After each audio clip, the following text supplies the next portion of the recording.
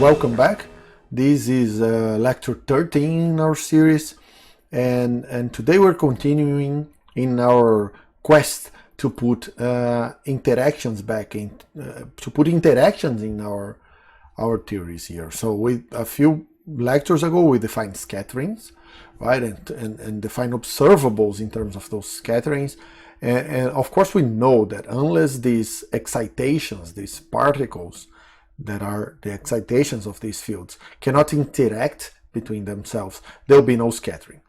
And I told you that that interaction will come from the non-Gaussianities of the Lagrangian or the Hamiltonian, right? We're looking at terms that are not just the field squared, which I have been calling the free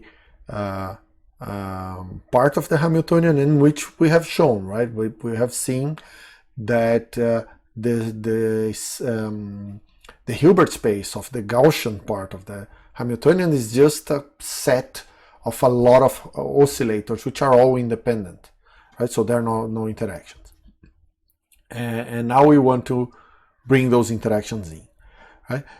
Last lecture I defined the interaction picture, which allowed me to prove this theorem, right? This is Feynman's theorem, and it is a nice, very useful relation because it writes the endpoint correlator of a number of operators in my fully interacting theory. And now I'm talking about operators that can even be powers of the fields, or it could be the fields themselves, right? Or composite operators of the fields, right? In the Heisenberg picture, between vacuums, the vacua of the interacting theory, and it expressed that in terms of a limit of the vacua of the free theory, right? And as long as I change these operators, and this is wrong, to the interaction picture. So now on this side, the operators will be in the interaction picture, which separates the free Hamiltonian from the interacting Hamiltonian in the evolution. So now operators evolve with the full Hamiltonian and with the interaction Hamiltonian, and states evolve with the free one. And this is a nice expression because now the whole interaction part of the Hamiltonian, which is what is this H1I is. H1 means the interactions, and I means I am in the interaction picture, right? Is in this exponential, which I remind you is the time order exponential. So this exponential is defined as a series in these operators. Remember, everything here is operators. I'm not putting the hat notation, but they are all operators. But these operators, this product of operators that appears here, will be applied in a time ordered way, including the ones multiplying the exponential. So just have a number of operators multiplied here, and they are always applied in a time ordered manner. So the point of today's lecture, and this is what the title is about, this Vixx Theorem, is how do I calculate this product of many operators, right? You agree with me that in the end, the moment I try to calculate these are the important objects to my theory. I already told you, if I have green functions, I can look at very singular points in the green functions, and that will give me, amongst other things, that will give me S matrix elements, which I can use to calculate cross sections, right? So when I'm trying to calculate these, it will boil down to calculating this numerator here, at least, right? I have to deal with the denominator, but you'll see that's simpler. We'll talk about the denominator later. But the numerator will actually boil down to to calculating the following thing, right? I'll have a time order product. I'll have these operators right here.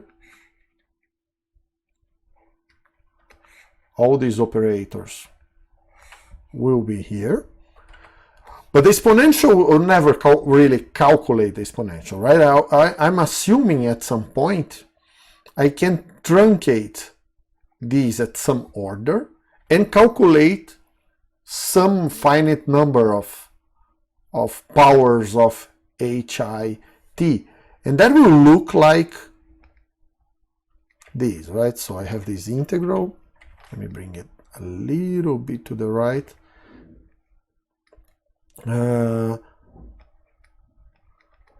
H1I T to some power n. M, let's put M because I already use n for the n positions here, right? So to some power M. And this is the kind of object that I'll have to calculate, right? Assuming I can truncate the exponential. So the first term I will have to calculate is m equals 0. Then if I want a better approximation, I'll go to m equal 1, m equal 2, 3, whatever, right? I'm assuming I can truncate the series and still have a good approximation to the interacting theory, right? We'll deal on how well this series converge later and what are the exact conditions. For now, it's either that or nothing, right? Either I can truncate that exponential or I won't be able to do anything. And of course, I remove all numeric factors, so there's a minus I here that I don't care, is out here. Right? Vixx theorem helps me with this product, right?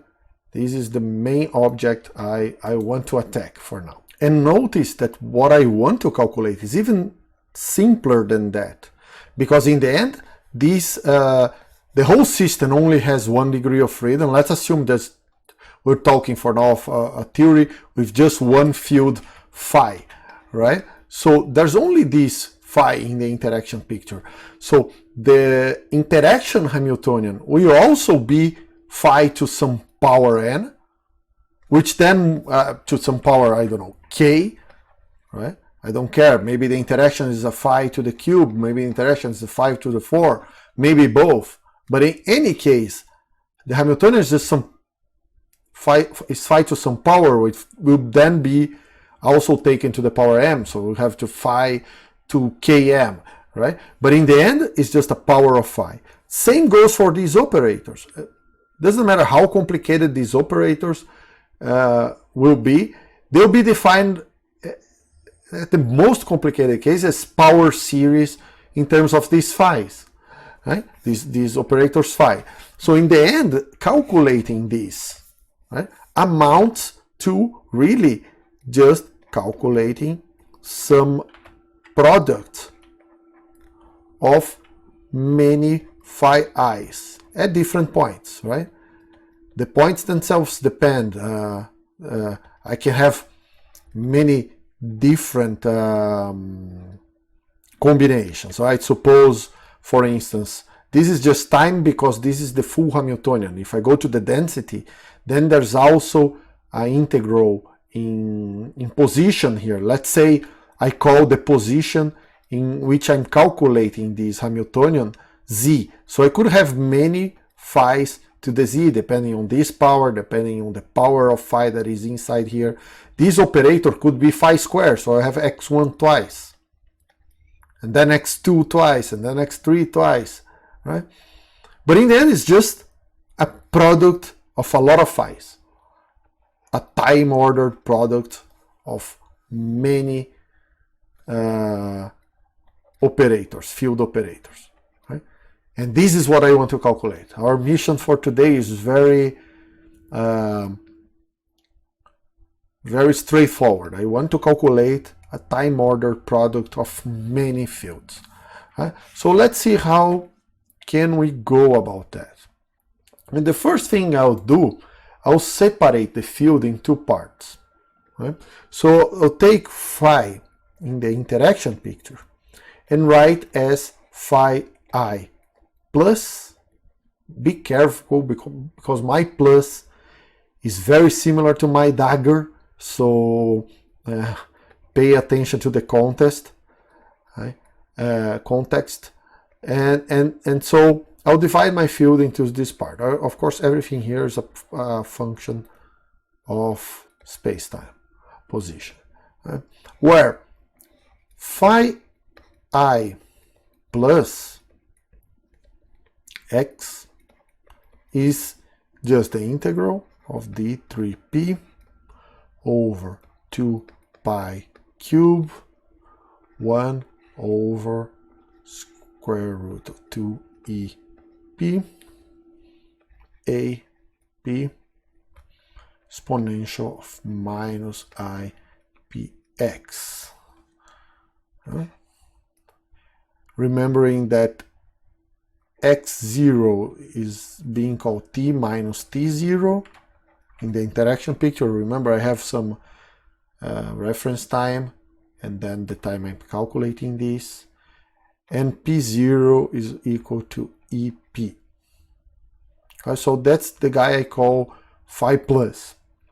This is to be consistent with the notation most books use, especially Peskin, right? But keep in mind, very misleading, because phi plus has the annihilation operator and the negative exponential, right? So not very good plus, but that's the definition. And phi minus of x is just the other part, right? Remember, I'm just dividing the definition we had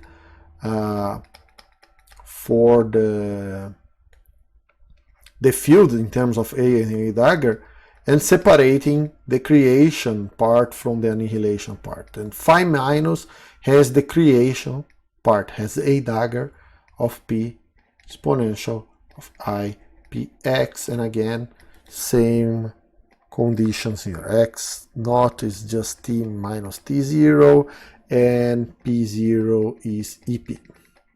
And pay attention to what I did here.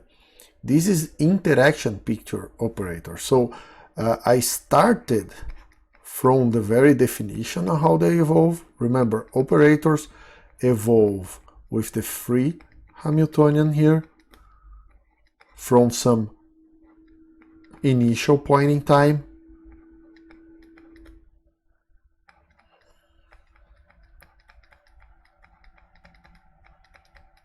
And this initial point in time is the same as the, let me put this in a different color, is the same as the Schrödinger picture operator, right? This S of x, that does not depend on time at all. It's just d3p 2 pi cube 1 over square root of ap. Same things you find here, right? And let's focus on the A part. I have also the A dagger part, but it is the same, right? So there's this plus the A dagger part. And here's just the three vectors, just the space part of the operator. Then these two exponentials come to get the interaction picture. I have to apply these two, right? They come from the left and from the right and act on this A operator. So you get something like this, A of P exponential H naught T minus T0, which just writing these exponentials as series and using the commutation relations with A with H naught, you can show that that's the same as A P exponential of minus I E P T minus T0.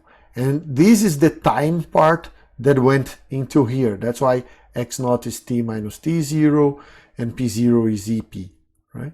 So I included the time evolution here. If you don't remember how this commutation part works, I have proven that. We have used this before. It's on page 60 of the lecture notes. You can go there and take a look, but there are important points here, right? Many. So For one, I'm not changing, even if now I'm going to interacting theory, I'm not changing the commutation relations between the operators. That means the commutation relations between A and A dagger are preserved, and that will mean also that the creation and annihilation interpretation of it will be kept in the interacting theory. The second thing is, since operators evolve just with the free Hamiltonian, the time evolution here is the same as in the free theory, right? That's why I ended up with the time part. These A's here have no time evolution. It's all included here, right? And just H naught is contributing. So you have no new parts here. You would expect energy to be different, but the energies that show up here is just energies for the free theory, and which we know, by the way, that these EP satisfy the relativistic dispersion relation. So that is convenient, right? Another convenience of the interaction picture. But the point here is, since these guys are also acting on the vacuum of the free theory, then I know a lot about how they act. In particular, and very useful, we know that phi I plus acting on the vacuum is 0. Remember, plus here means annihilation, right? There's A here and not A dagger. And also means that the opposite is true, right? If I act with phi minus interaction to the left, that's also 0, because I'm putting an annihilation operator on the vacuum. Now I want to use this to notice a very not very intuitive relation between the time ordering and the normal ordering. For the rest of the course almost, I'll substitute my notation for the normal ordering. We have been using, we didn't use it a lot, but the few times it showed up, that's how we were indicating normal ordering. Now we'll be using normal ordering so much that I prefer to use a more explicit, visible notation, will be this one. So this is the normal ordering now, from now on, right? And consider now a particular time ordering, right? Let's start with just two operators. Take the time ordering of phi I x, phi I y, right? Just two operators at different points in space-time. For sake of definiteness, let's assume x0 is bigger than y0. Then we know how this organizes. And let's expand these two guys in terms of phi plus and phi minus. Right? So I have phi plus of x plus phi minus of x times phi plus of y, phi minus of y. If I time order that, I just have phi I plus x, phi I plus y, plus phi I minus x, phi I minus y, and then the cross terms, which are phi plus I x, phi minus I y, plus phi I minus x, phi I plus y. Right? Nothing here, just wrote very explicitly the time ordering. All y's are to the left of all x's, which they were at the start anyway, and that's fine. But now, notice that I want to find a relation between time ordering and normal ordering. And normal ordering in this language means putting all plus, whatever the position is you're calculating, to the right of all minuses. Right?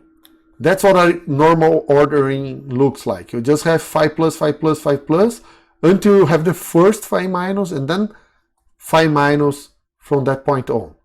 Because then I'm acting with annihilation operators on the vacuum before I act with the creation. Right? That's normal ordering. When I look here, this is almost already normal ordered, because this is just plus, so normal ordering is by definition already done. This is just minus. This, in this term, I have the plus to the right of the minus, so this is normal order, but this guy is not. That's the only term which is actually not normal order, right? So let's do it. Let's normal order this guy. I can write it as the commutator of phi I plus x with phi I minus y plus the opposite ordering, right? Because this is with phi I minus y, phi I plus x, right? If I write this commutator explicitly, this term will cancel with the negative term that comes from in here, and you get the one above. So I can rewrite this guy in this way. And then everything but this commutator is normal order. So I can rewrite the time ordering of two operators for that case, right, as the normal ordering. Now I'm collecting all these terms, these, and this one, right? This is the normal ordering of phi I x, phi I y, and the difference between the time ordering and the normal ordering is this commutator. Let me copy it right here and color it accordingly. All right, so essentially I rewrote the time ordering in terms of the normal ordering plus the term that relates both. Right? This is true for x0 bigger than y0. But I could have done the opposite, x0 smaller than y0. That means every x would be exchanged by every y here, but nothing else changes. Right? I can just replace x by y in this expression right here. Right? So in the case where y0 is smaller than x0, let me put this explicitly as to not create confusion. So this is only true for x0 bigger than y0. But now I have another expression which on the right side here, I just replace y by x, y by x. And this is true in the other ordering, right, for the time. In here, inside the normal ordering, x and y have no meaning, because in the end I have to expand this and apply it in a normal way. So in any case, I can just commute these two in here, because the real ordering that I'll get applying these operators is the normal one. But in here, of course, I cannot, right? If I try to exchange x by y here, I have to be careful, right? It's not true that I can just change.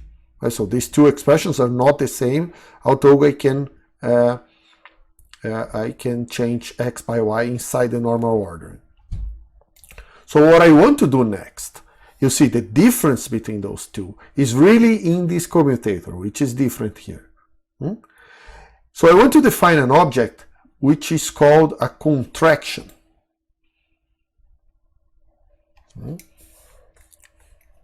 Let me define a contraction.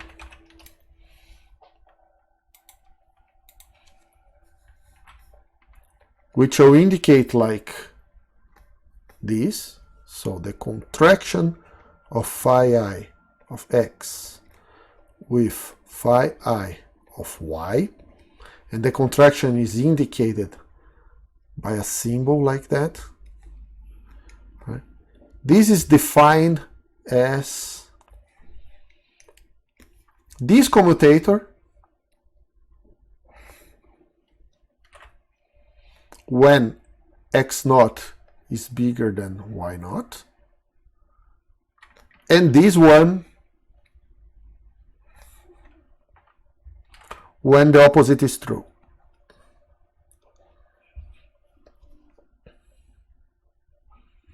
Right? And notice that since these are commutators, and commutators are functions, they are not operators anymore, right? The commutator of two operators will be proportional to some Dirac delta or green function, whatever, right? I can actually put these contractions, these commutators, inside brackets, right? So I can take, for instance, this guy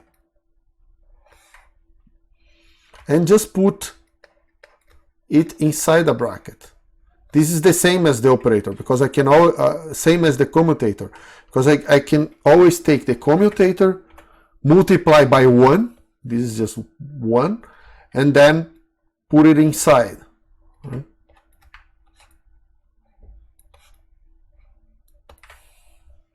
And this is convenient because then I can calculate this commutator. Let's write it explicitly.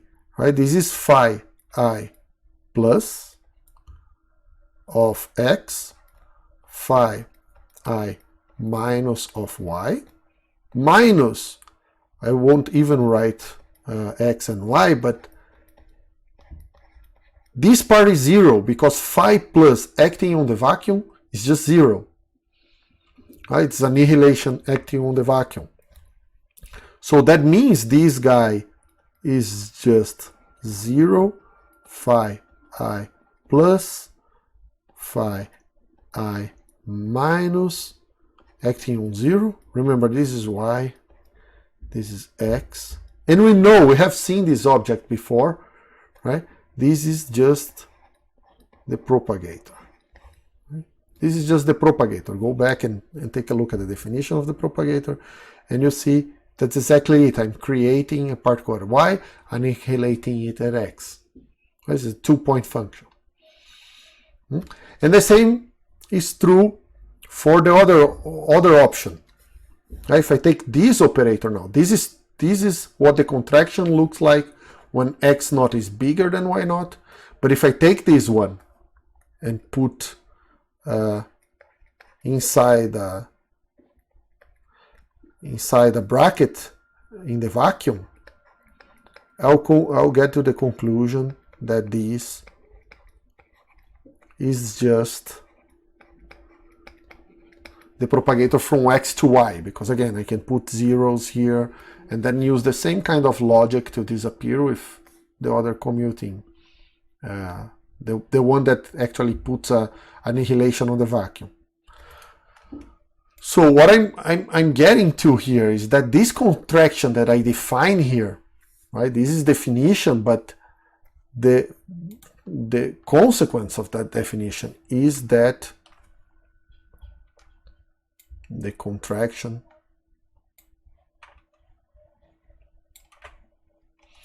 remember, this is the propagator from y to x, that propagator that was not causal, right? It's just the two-point function, right? It is the transition from a state with well-defined position y to a state of well-defined position x. This is the one we used to show that was not causal, right?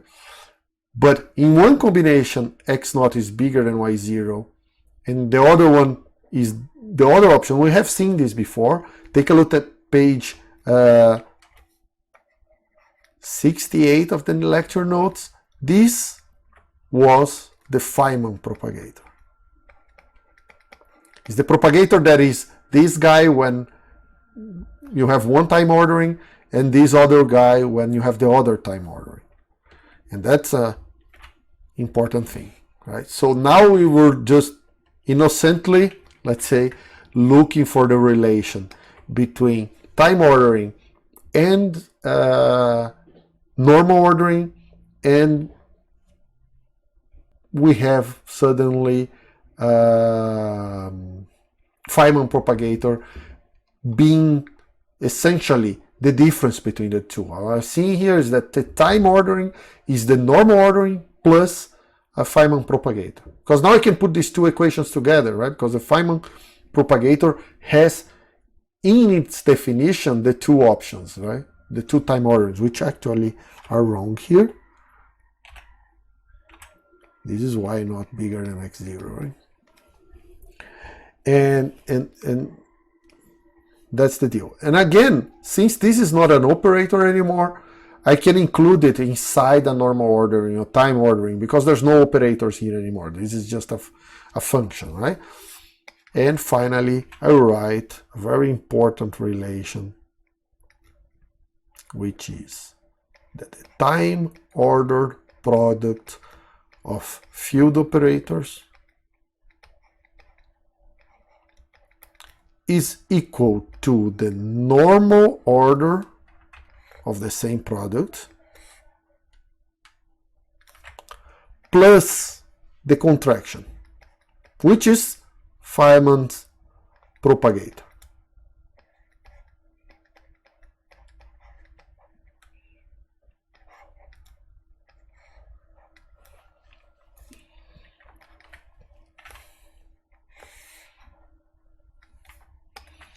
And this is the particular case of the Vixx theorem. This is the Vixx theorem for two fields. Let's see how the generalized version looks like. Right? The generalized version, which you prove as an exercise. And it's just proved by looking at three fields, looking at four, until you convince yourself that that's what happens, right? Is just the following, right? The time order product of a product of n fields is just the normal order product of the same fields plus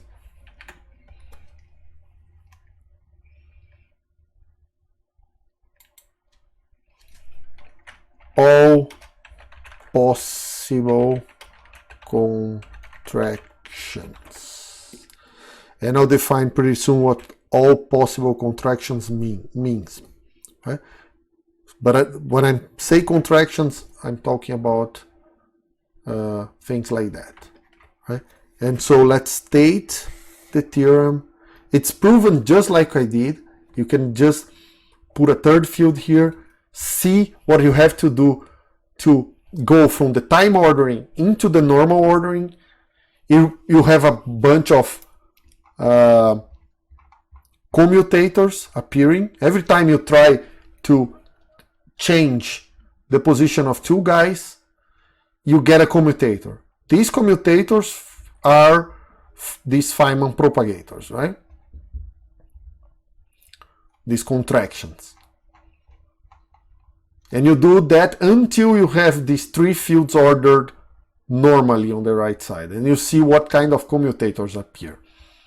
And that's what will make all possible contractions means, all possible commutators like that will appear. And this is called Vixx Theorem. It's a very important result. Very useful for particle physics and to get observables out of this theory. Just to make clear what all possible contractions mean, let me show an example. Say we had a time order product of four fields. Now I'll really simplify my notation because I'm carrying this interaction picture index here. I'm carrying this to say x1. I'll just call this phi1 because I'm lazy. phi 1. Right? 1 means x1, and I'll ditch the interaction picture completely because we'll be working the interaction picture for the rest of the course. Right? So now I'm talking about this. Phi 1, phi 2, phi 3, phi 4. It does not mean I have 4 fields. It's just phi calculated position x1 until position x4. Right? So according to Vixx theorem, I'll have the normal ordering of the same thing plus all possible contraction. What's a possible contraction? A possible contraction here would be to contract phi 1 with phi 2 and leave these two uncontracted. That means this is the product of a Feynman operator times two Feynman propagator times two operators, which will have to be normal order. Right? Only the contractions ignore the normal ordering because they are already functions. Right? That there's also another possibility, which is phi 1 contracted with phi 3. And then phi 2 with phi 4, phi 3 with phi 4, but also double contractions. So phi 1 with phi 2 contracted with phi 3, phi 4. That's another possibility. And it goes on, right? Another one would be phi 1 with phi 4, 2 with 3, you know? Everything. Every possible contraction 2 by 2. You'll be combining these fields 2 by 2, and whoever is left uncontracted, fine. It's still inside the normal ordering. And you can see that the way you prove Vixx theorem in the canonical quantization, you see this is much easier to prove in the path integral quantization. I'll show there, but we'll see that later. But for now, you can see that the reason you have all possible contractions here is because after you write it in the time-ordered way, there'll be every possible commutation between any two fields will be necessary to bring that into the normal order. You have at least one instance of a plus to the left of a minus, say for instance between phi 1 and phi 2. And you have at least one phi plus to the left of phi minus between phi 1 and phi 3. So you have to use all commutation relations possible to get to the normal order. And that's why you get all possible contraction. Right? You can see that very clearly if you do 3. If you're really brave, I mean, or really stubborn and didn't get convinced by the 3, the sheer amount of work you need to do 4 will convince you. Right? I'm sure. Right? The moment you try to do 4, at halfway through it, you say, yeah, that's what happens, and I'm convinced. Right? But the bottom line is that I get objects like Feynman propagator from x1, for instance, here x2, times the normal order of phi 3, phi 4. Because, by the way, the normal order of this sum is the sum of normal orderings, right? So, in the end, I can take these propagators out of any particular normal ordering, but you also have terms like this one.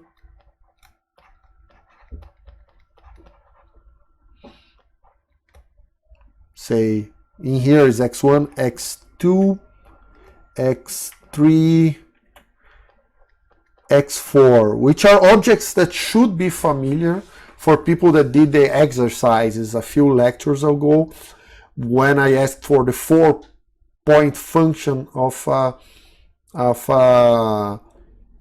harmonic oscillator. We had products of propagators like that. It was like delta, delta between times, right?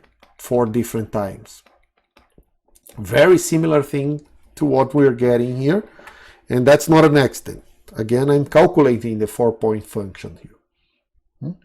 So now let's see how useful the Vixx theorem is to calculate what we want to calculate. Remember, going back, our target is to calculate sorry, here, products of time-ordered products of the field operators, many of them. Right? Let's see how that helps us. The big, actually enormous advantage of this is that it comes when you remember that since we're calculating those time-ordered products in the vacuum, right? So in my new abbreviated notation, I'm calculating things like that, right? N fields in the vacuum.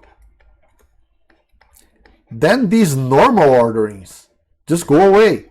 They just go away because if I apply, if I put an operator in a normal ordered way, say, doesn't matter how many fields I have here, acting on the vacuum, the first thing that acts on the vacuum here is an annihilation operator. So this is 0. Even for terms like this one, what I'll have is like 0 df x1 minus x2 n phi 3 phi 4 vacuum. Of course, this guy goes outside, but this normal ordered product in the vacuum is 0 again. So really, when you're calculating time-ordered products of fields between vacuum states, right, the only terms of this whole sum that survive are terms where no operator is left uncontracted. Because if any of them is left uncontracted, it will be normal ordered and will be 0 in the vacuum. That means that this guy calculated in the vacuum, between vacuum states, is very simple. I just have to think of all possible full contractions. I cannot leave anyone uncontracted. And that I can do by just looking at the form, right? Is x1 minus x2 df x3 minus x4, which is this contraction, plus, let's do it in colors, in the name of didactics. This is x1 minus x3 df x2 minus x4, and finally there is this one, which is just x1 minus x4 x2 minus x3. And remember, Fyman propagators are also symmetric by exchange between x1 and x2, so it doesn't matter which order I put inside the arguments of the propagators.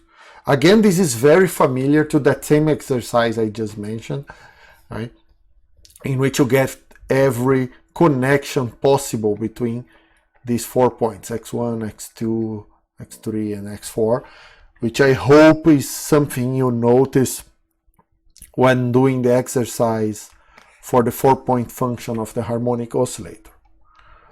So you see, Vixx theorem really simplifies calculating things like that. It will be, in the end, just a product of Fyman propagators, right? Which is pretty interesting. So the next step now is to show a specific interaction. This is as far as I can go without specifying an interaction. So let's take a look at a specific one. It's actually a very popular one, not because it applies to many physical states, although it applies to some, right? But mostly because it's a very simple one, so it's very good to use for understanding how interactions work in field theory. before we go to models which are more useful for particle physics or other physical systems. Let's then talk about our first interacting theory, which will be lambda phi 4, the favorite toy model of quantum field theory books everywhere. It's not, I mean, I can tell you that there's no elementary particle that has only a phi 4 interaction, but for instance, the Higgs particle has, or is supposed to have, because we didn't measure directly that one yet, is supposed to have a phi 4 interaction, but it has also a phi 3, Yukawa interactions, more complicated interactions. So this is a very simple interaction that is usually used only to model the simplest behavior of systems, right? But it is useful for us because of the simplicity, right? So what does it mean, phi 4? That means a particular assumption for the interacting part of the Hamiltonian, right? Which of course I'll write as a Hamiltonian density, because we're talking about local theory, so this density depends only on one position, right? And the form for this Hamiltonian density, the interaction part, is still summed up with the Gaussian part, right? Is just lambda, which is just a number, over 4 factorial. You understand why I want this 4 factorial later. Of course, I could absorb that into lambda. It's just a number anyway. But I prefer to keep it out here. Phi to the 4th of x. So this is just a product, when I turn phi into operators, of 4 times the operator, all of them calculated at the same point, right? Because this is a density that depends only on one point. There's a local theory, right? So we'll carry that forward and see what kind of theory that gives us. We'll stick with lambda phi 4 for a while. So by the end of this course, I hope you can all say just, at least I understand lambda phi 4. Right? So let's see. But first, some general considerations, right? Remember that in Feynman's diagram, I had on the right-hand side of Feynman's theorem, I had an exponential of this guy, right? So the left-hand side looked like that, phi of x1 until phi of xn omega. These are Heisenberg picture, right? And on the right side, I had this limit of t going to infinity 1 minus I epsilon. There was some normalization, which I'm ignoring for now, right? This is that vacuum-vacuum transition without these operators. But then you had what matters for us now is the vacuum of the free theory and this product. Now everything in the interaction picture times the exponential. Minus I minus t to t dt h1I t vacuum. Right? That's what you had. And now I want just to make some general considerations on when I can truncate this exponential, because these guys are operators. It's important never forget, right? The Hamiltonians here are written in terms of operators. And that means that in general, I can write H1 operator as lambda now general. It doesn't need to be phi 4, of course. We're always thinking of phi 4 now, but it could be other different interactions. Could be phi 3, phi 5, more complicated stuff, right? But what I have to assume here is that lambda is small, right? Let's say much smaller than some number.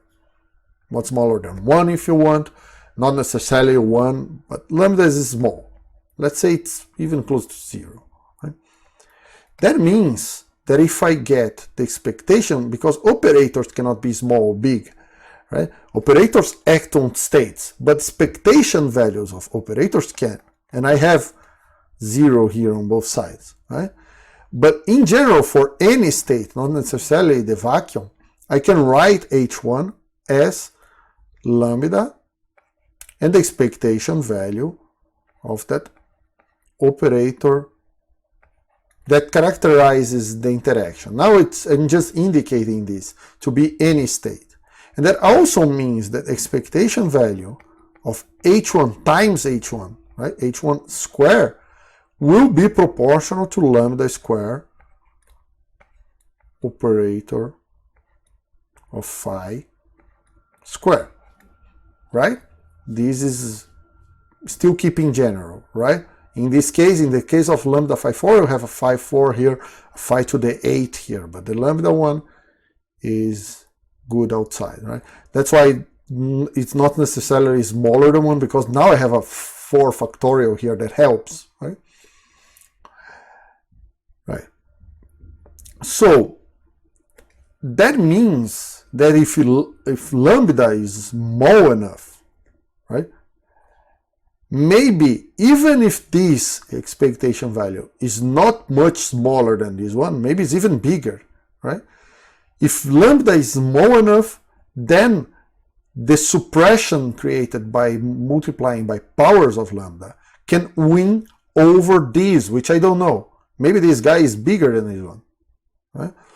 But if lambda is small enough, that can win. And that's the condition I want. I want this, right? The operators.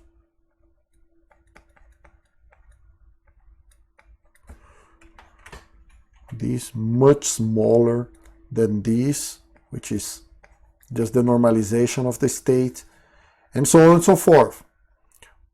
Not only I want that, I also need, because you see these operators here, I also need phi 1, phi n, h1 square. It's smaller than phi 1, phi n, h1, and the product without the interaction. I need that to be true for any number of operators. And it's not trivial to show in general, right, for any theory that this will be true. But that's what I am assuming. So it's important to have that in mind, right? That's what we are assuming here. It's kind of intuitive that will be true for lambda as small as I want, but nature is not that kind with us, right? Most of the times lambda is a number, and we know how much it is. It's not 0, right?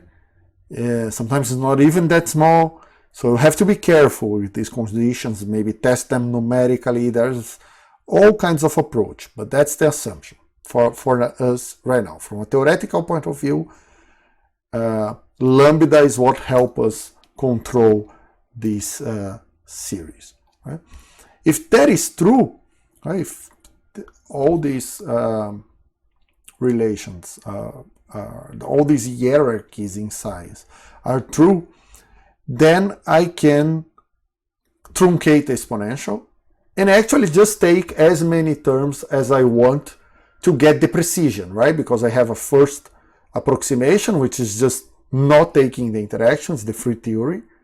Then the first interaction of lambda will give me a little interactions, the second one will correct that one, and I go as far as I want, depending on how precise is the measurement I'm trying to compare my theory with, right? How far I'll go into this series depends on what kind of approximation I need. With that in mind, let me do this expansion for this endpoint function that I'm trying to calculate here. So I'll take this object, actually all the way until this 1 over n here, and do a power series in lambda.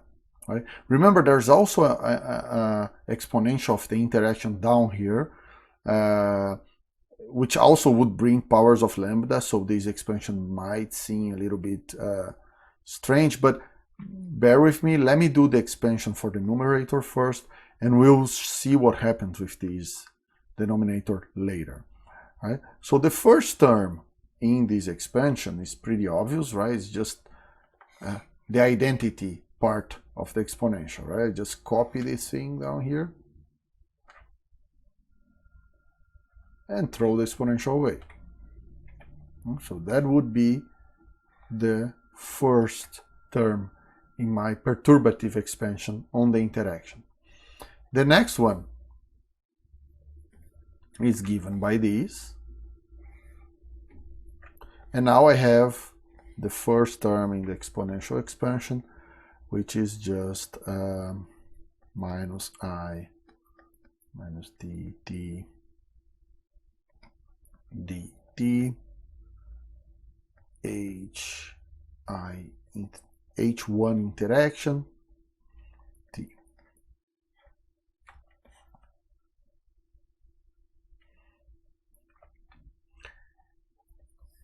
And the third term is just that square over with a factor half, right? So I just put let me put it a little bit down. It would be just 1/2 of this square, right? Which is the series, and it goes on, right?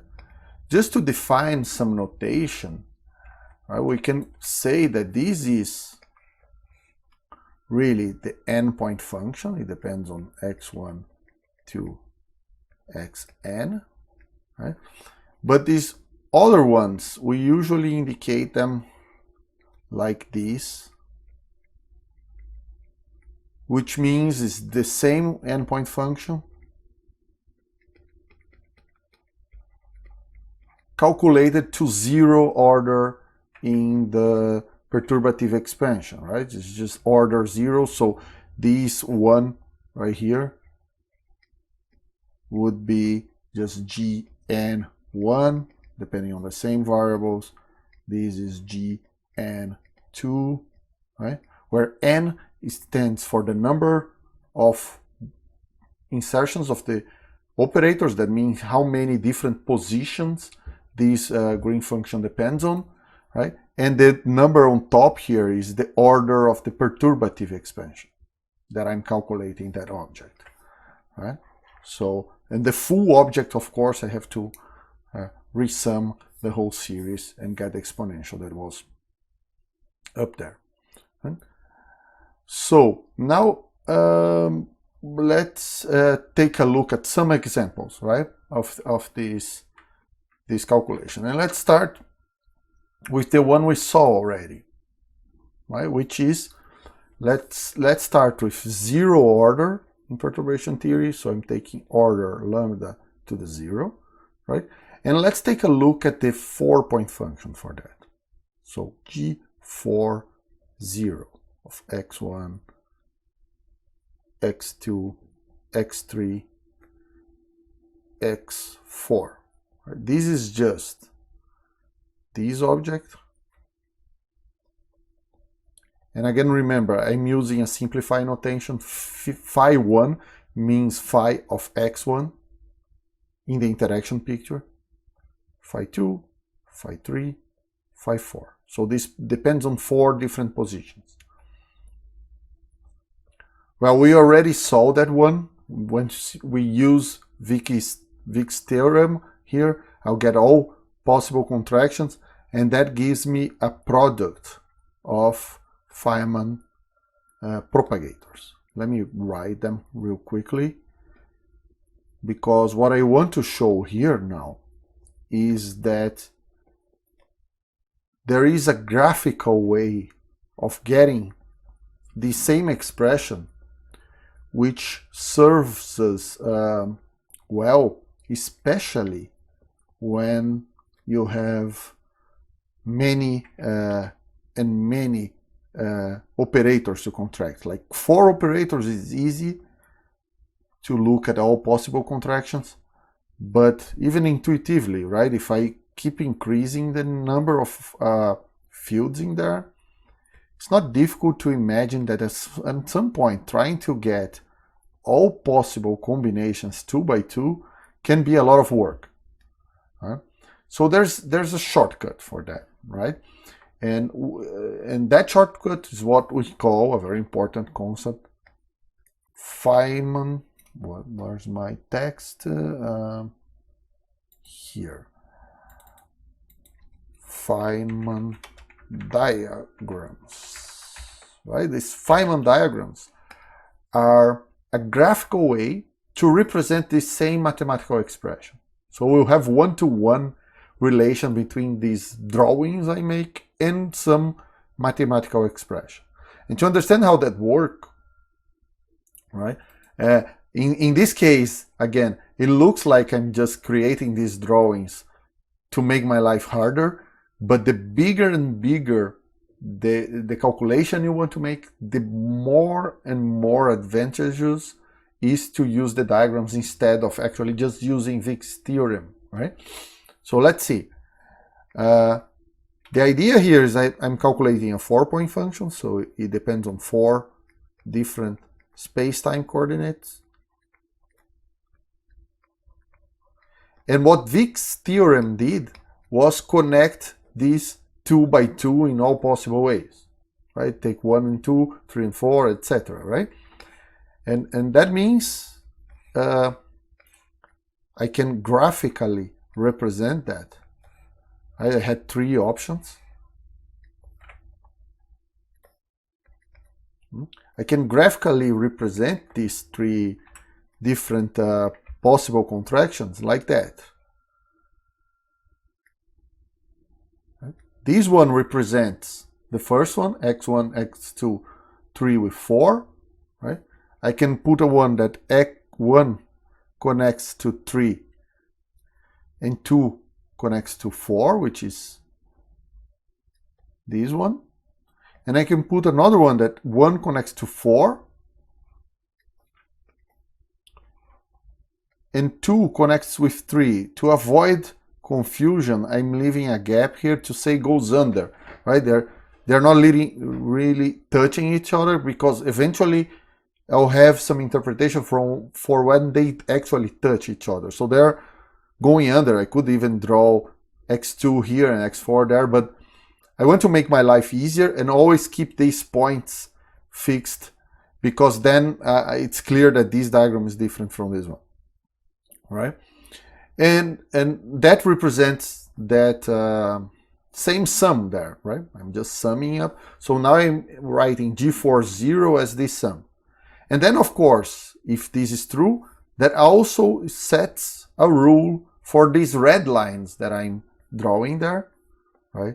So what I'm saying is that I have a Fyman rule, which are the rules that assign mathematical expressions to the Fyman diagrams, right? And the Fyman rule here is when I have a line like that connecting 2 space-time points, x1 and x2, that by definition is the Fyman propagator between 1 and 2. Again, the Fyman propagator for the scalar field is symmetrical under exchange of x1 and x2, so I don't have to worry really if it's 1 to 2 or 2 to 1 is symmetric, right? So that is the Fyman rule for the propagator. And of course, once you get into the business of using Fyman diagrams a lot, you start calling this the propagator. So I'll draw the propagator, right? Because really the diagrams are so useful that sometimes it seems like they are the theory, right? And actually for a little while people really believed that the most fundamental thing here was the Feynman rules. Right? But now remember too that we can interpret these, at least one of the directions, right? The Feynman diagrams has two components for two different time orderings, right? And you could interpret these as a creation of a particle at one of these points and annihilation in the other, right? So it's common to read these as so this means created a particle in one and annihilated in two. It propagated from 1 to 2, right? And of course that's how we read it, but keep in mind there's two components. There's another component that goes from 2 to 1, and you have to be careful not to over interpret these, right, as propagation, because again this guy is not even causal, right? So it's more a correlation than a propagation, but the common parlance is really saying, oh, the particle is created here, goes to there, and we'll see how far can we take that seriously, right? So now let's go to a simpler, again, this is just the free theory, right? Because I'm taking lambda at order 0, this is just the free theory. Let's go to a simpler endpoint function. Let's take the 2-point function and put interactions in, right? Really look at the 2-point function long enough to be able to put interactions. So the 2-point function is this, right? The full, complete 2-point function is something that depends on 2 points and is defined as this, right? Phi1, Phi2, omega. Right? And then I use Feynman theorem and Vixx theorem to get the order by order expansion. So the order lambda 0 is pretty easy, right? That's really just the contraction. So G2 at order 0 is just 0 T Phi1, Phi2, 0. That has only really one possible contraction, which is this propagator, right? This one. So the 2-point function is just a propagator, and you can see now that the 4-point function at 0 order in perturbation theory is just products of 2-point functions, right? The 4-1 is written as products of the 2-point function. Now let's see finally introduce an interaction. So now let's look at the 2-point function at order lambda to the first power. Now remember my interaction, just I wrote upstairs, the interaction we're dealing with now is the lambda phi 4 interaction, which means that my Hamiltonian looks like this, right? This is the full Hamiltonian, and this is the Hamiltonian density right here, right? And that means that when I calculate these objects, G2, 1, x1, x2, the 2-point function continues depending on only 2 space-time positions. But in here, I'll have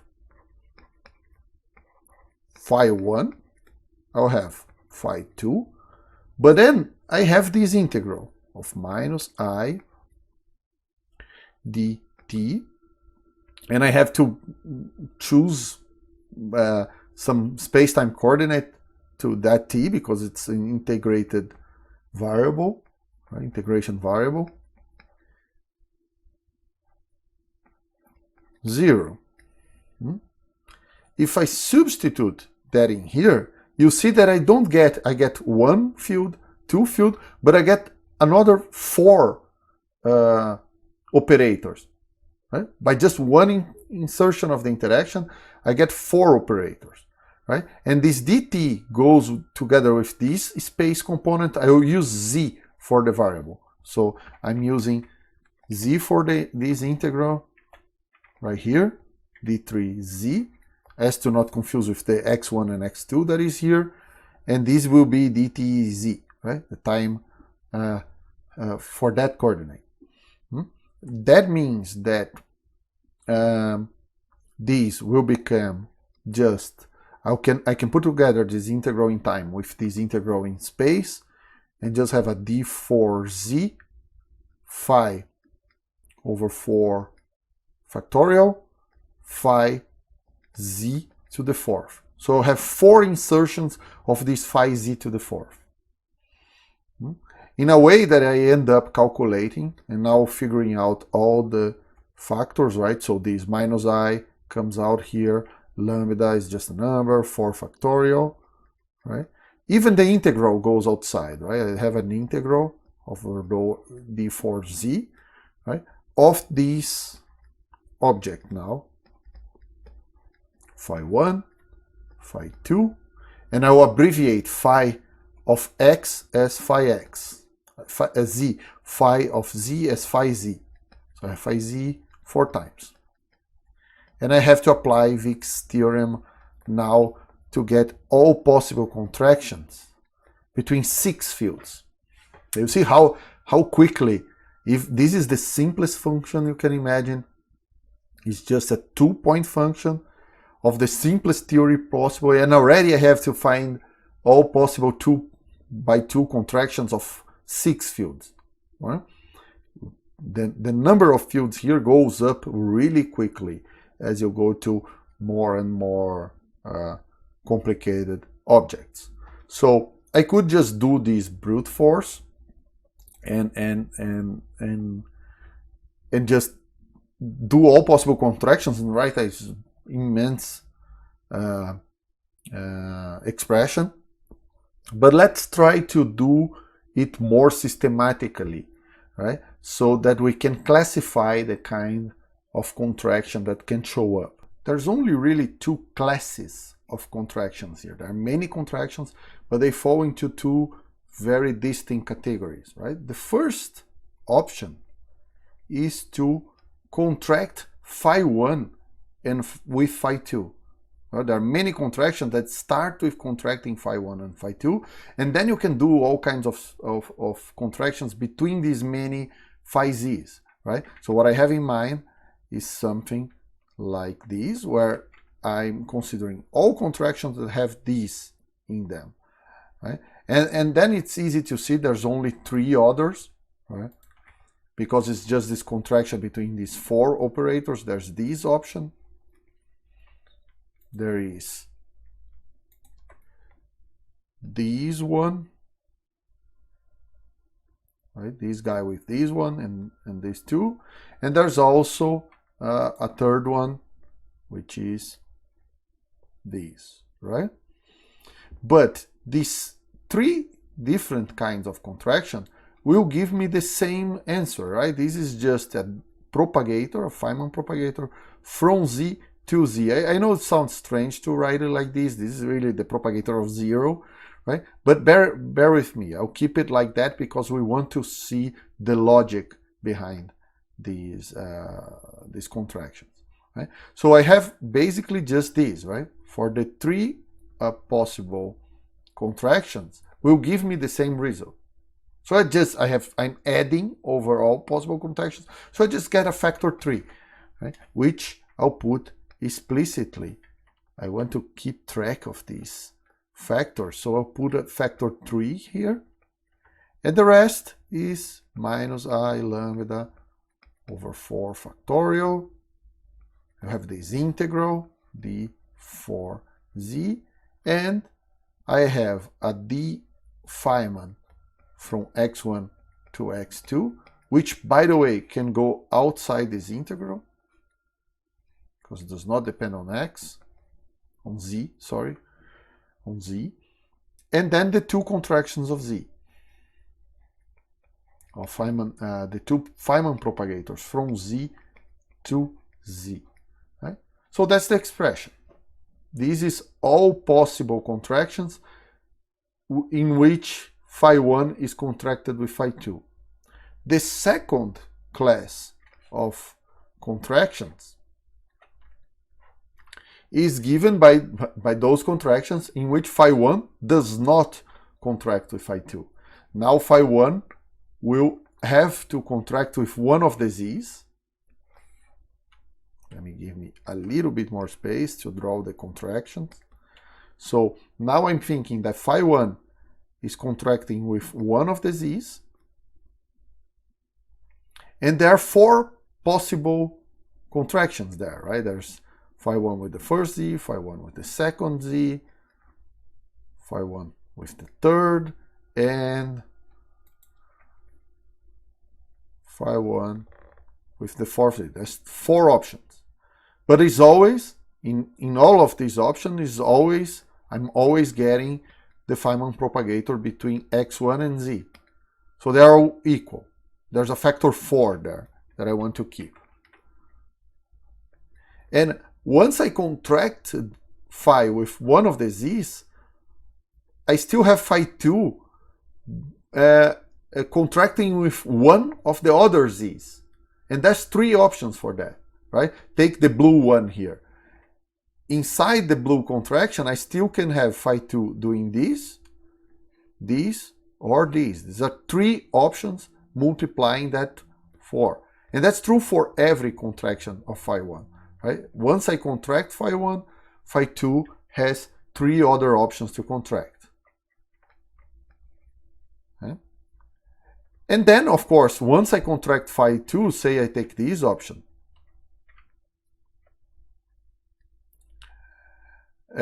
This phi z is contracted, this phi z is contracted. The only option for the two phi z's that are left is to contract between themselves. So the blue contractions here is one of the many possible contractions that I have here. In fact, many means 12 in this case.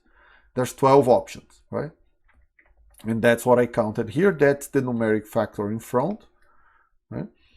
But the rest is just writing one of these contractions because they are all the same. Now nothing drops outside the integral because I don't have a propagator between x1 and x2. I have a propagator between x1 and z,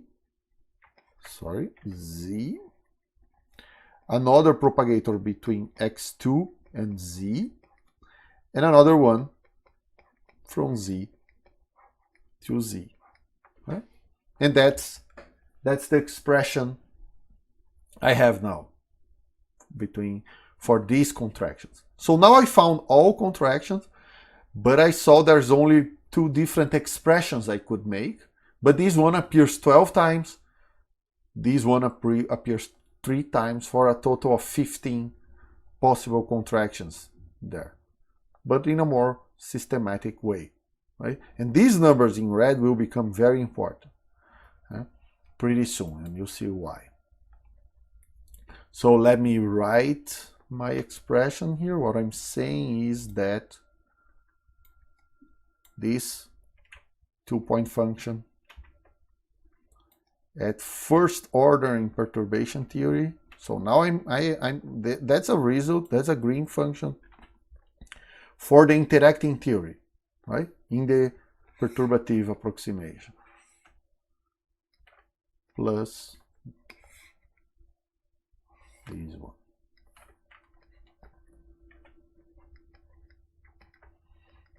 Right? So that's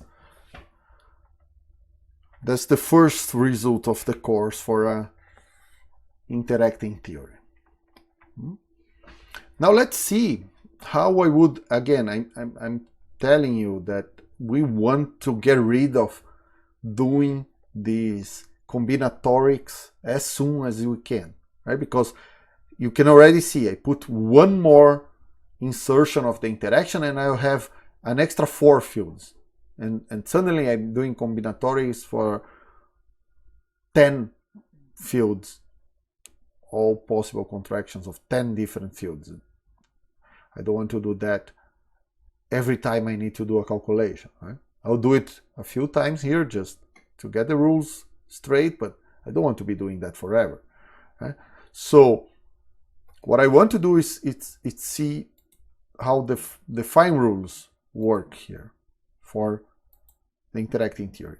So let's think what's happening. Now I have x1, x2, which are the two variables this function depends on, but I also have z. Z is integrated over. So it's integrated over all space. So it's a space-time variable that does not appear in the answer, but it appears in the middle of the calculation. So let me put those 3 points here. I have x1, x2, and z. And it's very important to know the distinction between these 3 points. These are external points.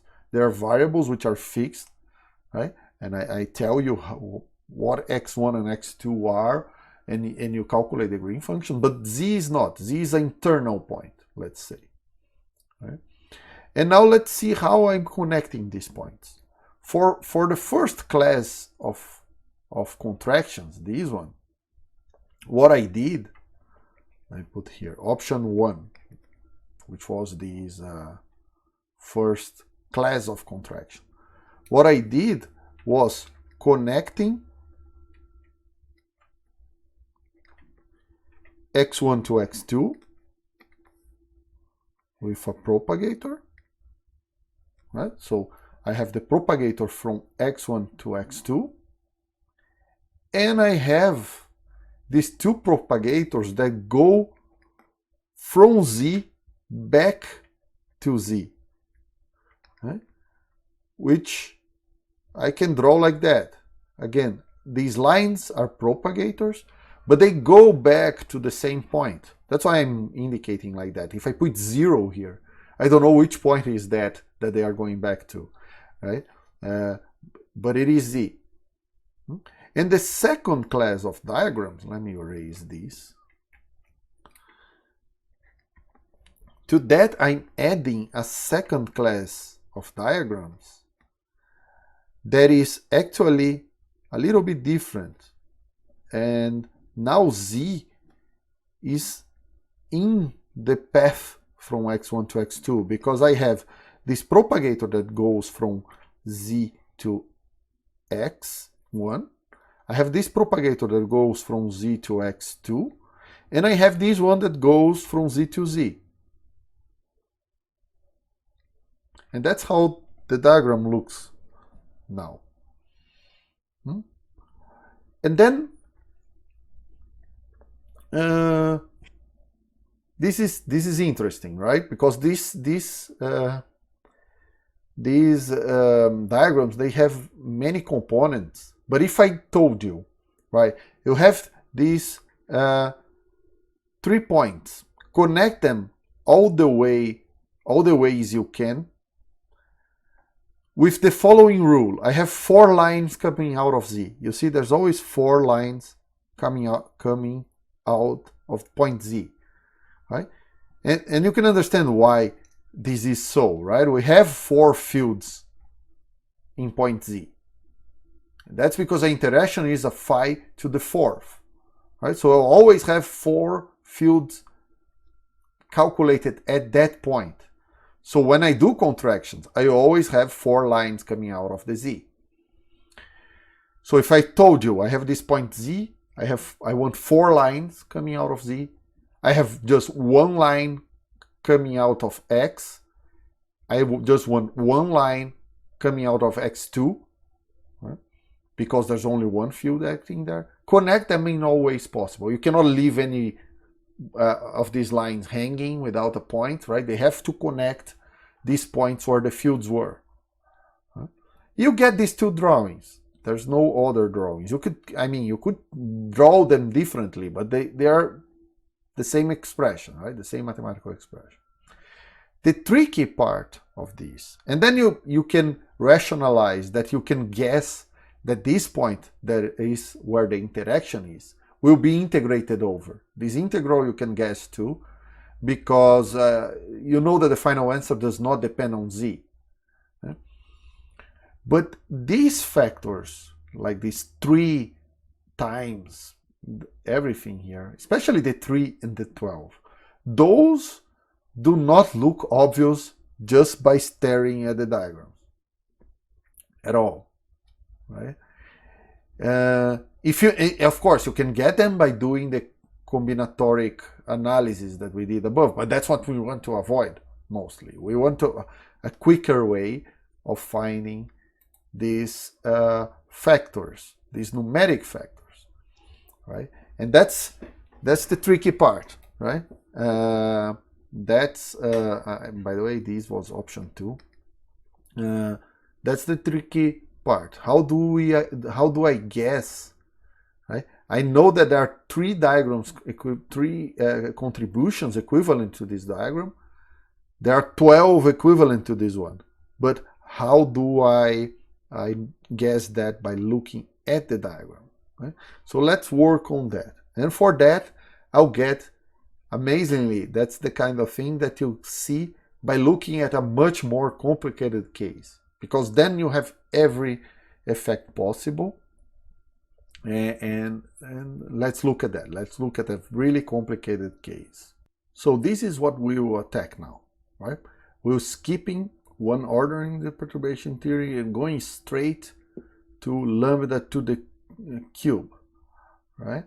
Because we like it rough. We like difficult challenges.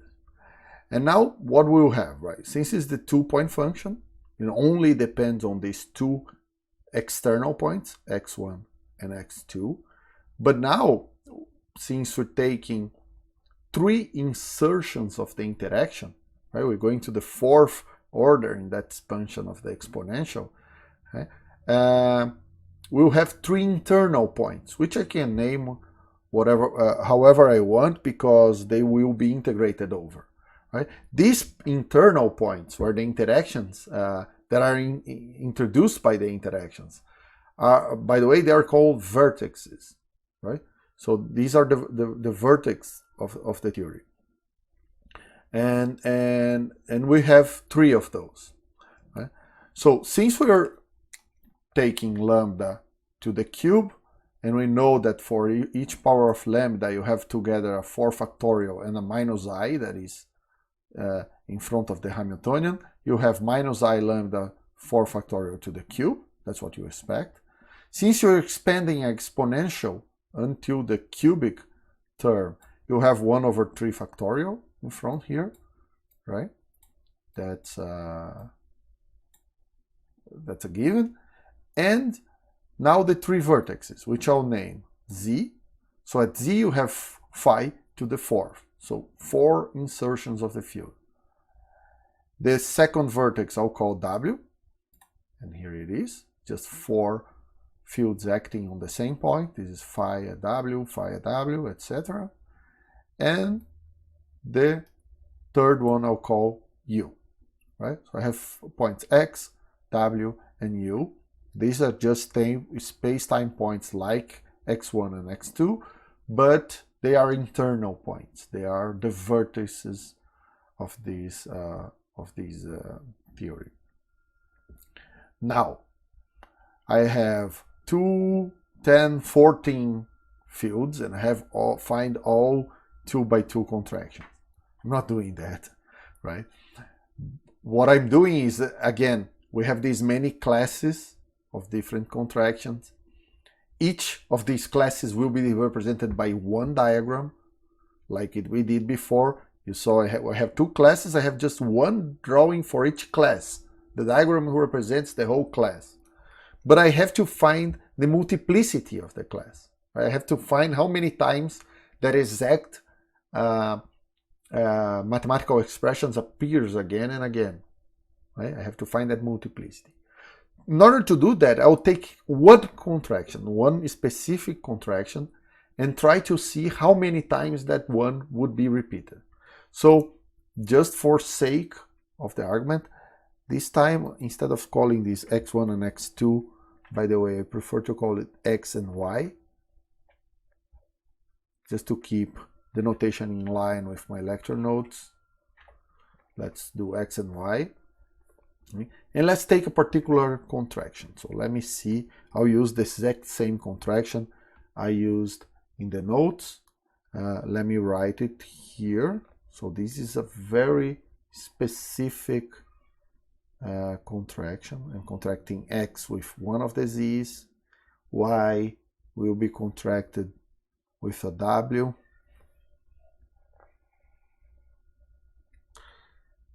Let's say two z's are contracted together, a z is contracted with a w. These two w's are contracted with u's, and two of the u's are contracted amongst themselves. So you see I left nothing uncontracted. So this is one of the options that survives the normal ordering, right? And it's just one of the many contractions possible. I just took a particular one that allows me to show all the kind of complications that you could have here. For that contraction, I know how to write the mathematical expression now. It's pretty easy, right? So I just bring those factors out.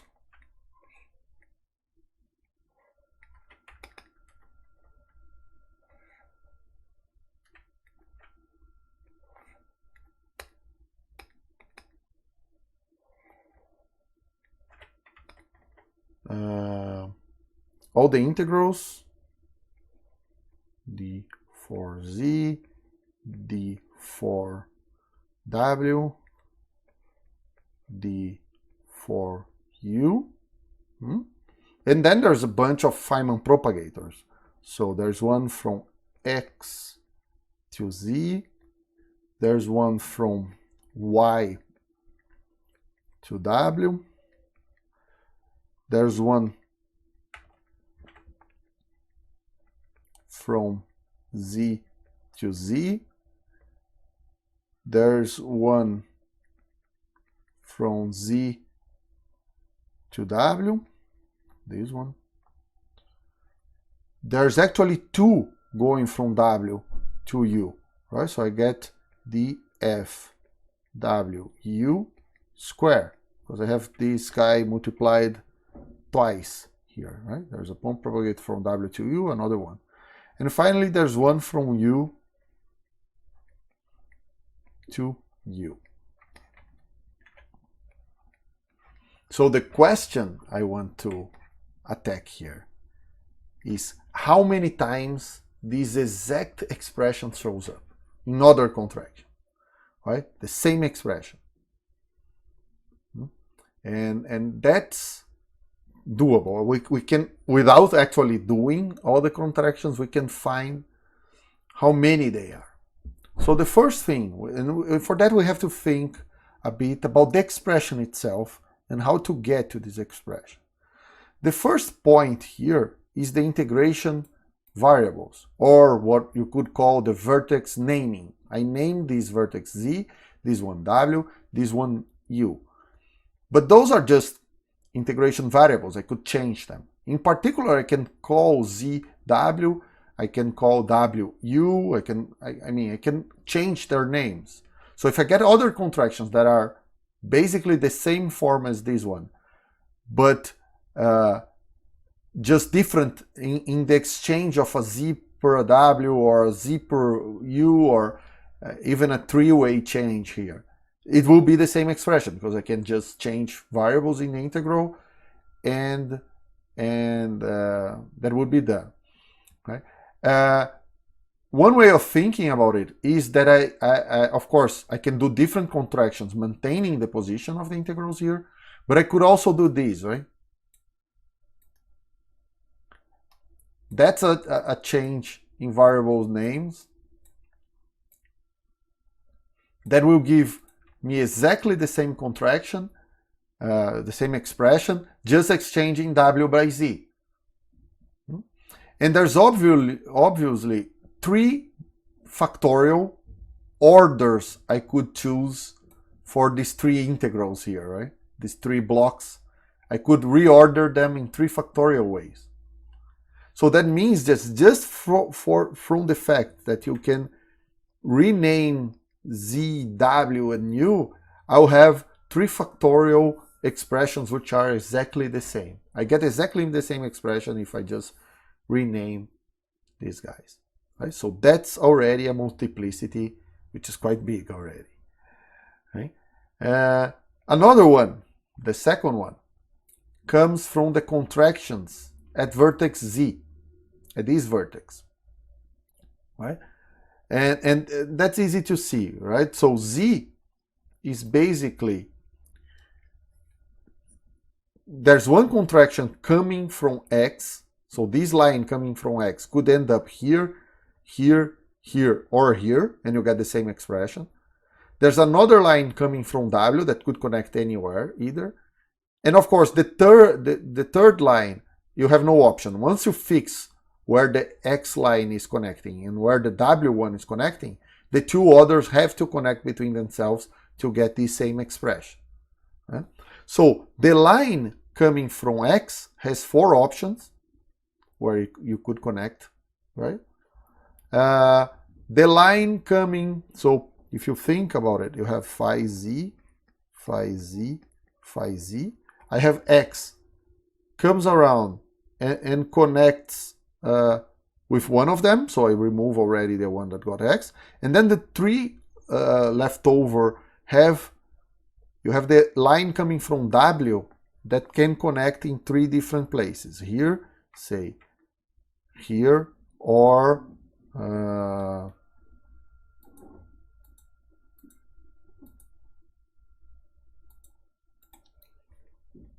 here.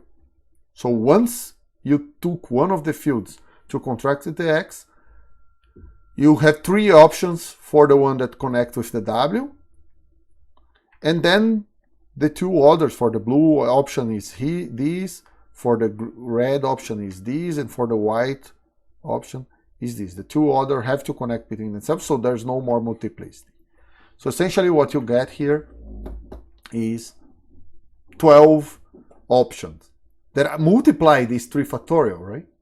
It's multiplicity on top of multiplicity. Right? Then you have even more multiplicity for, let me put this to this side because I don't want to lose my expression vertically here. I would need a bigger blackboard to do this, right? So let's think about the contractions at W, right? It's a similar game, right? I have a line coming from Z that gives me 4, factor 4, because that line coming from Z can connect anywhere. So let me schematically put this here. So there's a line coming from Z. Then there's a line coming from Y, which now can connect to 3 different places. And now there's 2 lines coming from U, right? U is throwing 2 lines in this direction. They can connect basically in 2 ways, right? They can connect, let's call this U, U. These 2 lines can connect like this, right? Or they can connect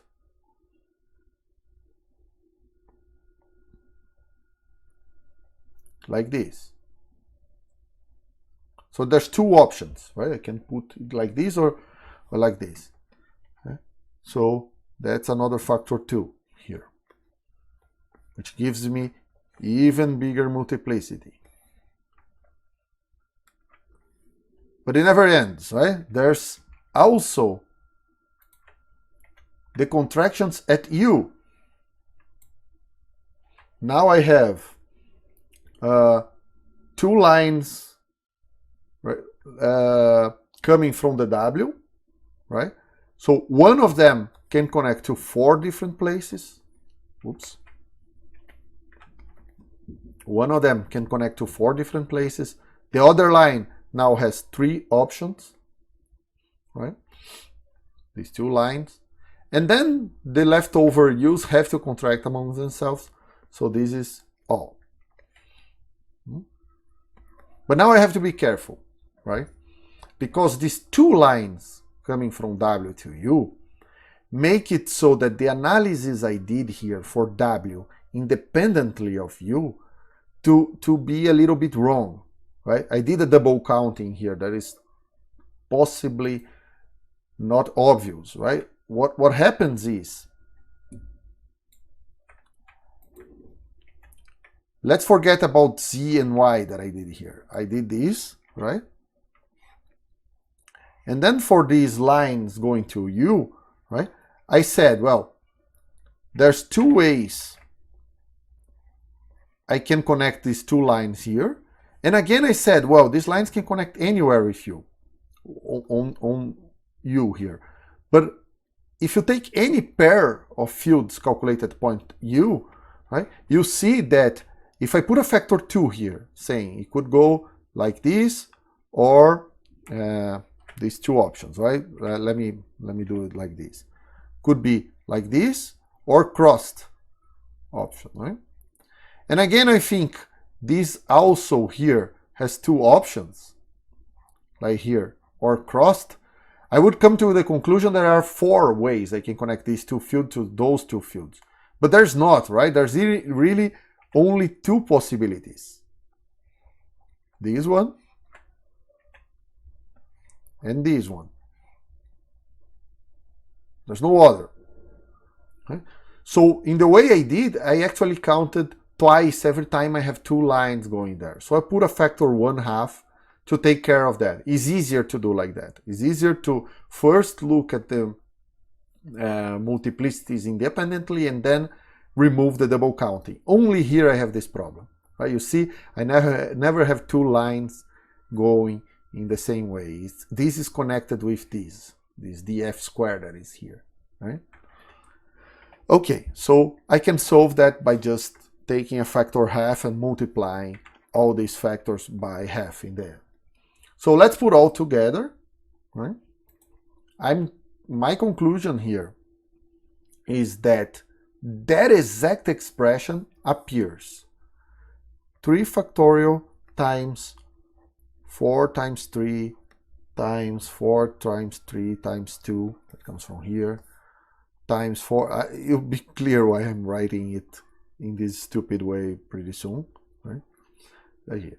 Let me organize these. So let me put an extra factor 2 here to make this a 4 factorial. Also make this one a 4 factorial. So I need extra factor of 4 in the numerator. That means that I can write this as 3 factorial, 4 factorial to the cube. Right? I make these two a factorial too. But then I get a factor 4 in the denominator. Right? The reason I'm writing it like this is because this number is very similar to this one. And this is not an accident, you'll see pretty soon. But this number is actually the number 10,368. So by now you should be glad that I didn't really go looking for every contraction. Right? And this is just from this class. This is 10,368 possible contractions that will give me exact same expression. Right? If I have a Fyman diagram that allows me to get this and this numeric factor without going through the contractions, I say we get a good 2, right? Instead of doing all the 10,368 options, right? So what's the chance of getting it right? So now let's see how we can get these factors from the diagrams.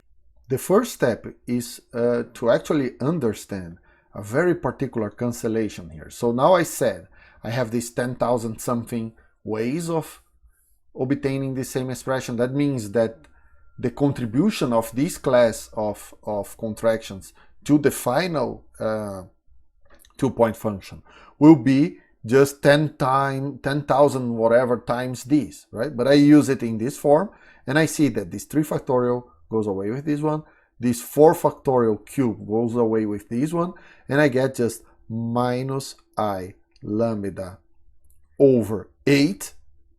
And this is kind of amazing, right?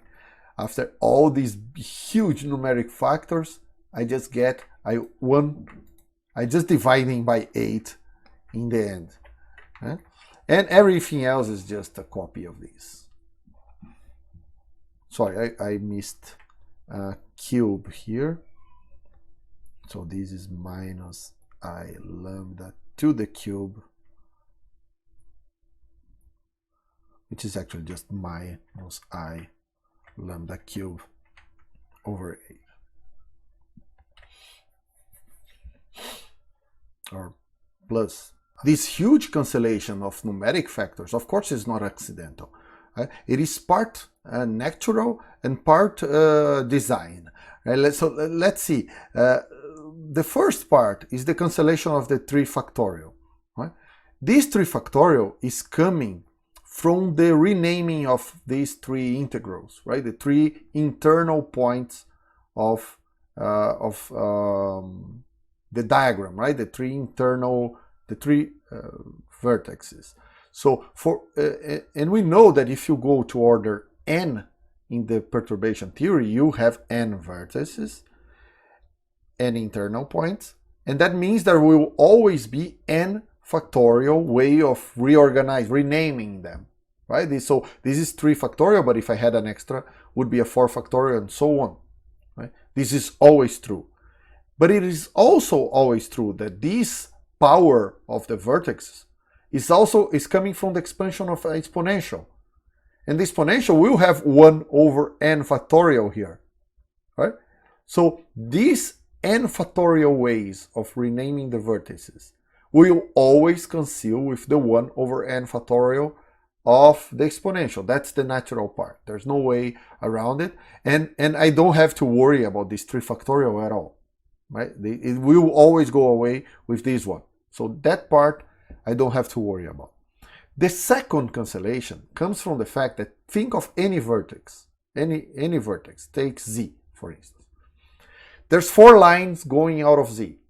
So innocently, I would say if all these lines are coming from different places, the first one will connect to one of the 4 Z's. There's 4 ways to do that. The second one will connect to the 3 others, 3 ways.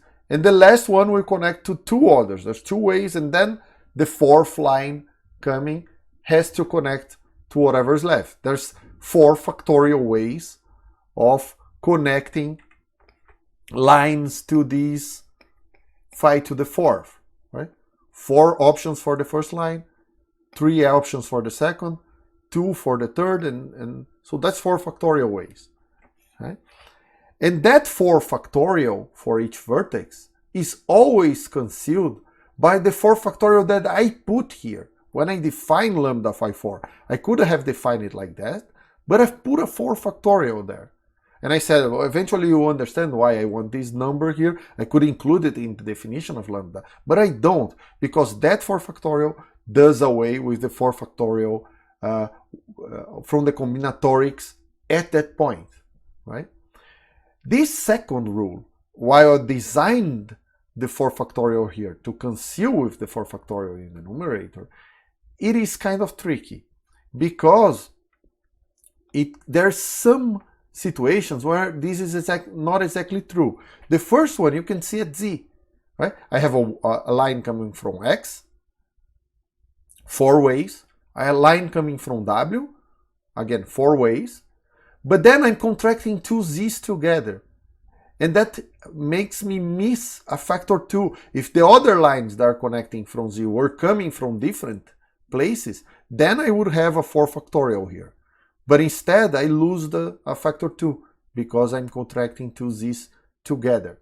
So that's one of the factor 2's that I missed. And since this goes in the numerator, right? This factor goes in the numerator of the final expression, and I have a 4 factorial in the denominator, in the end, the 2 that is missing here will be left over into the denominator of the final sum over all options.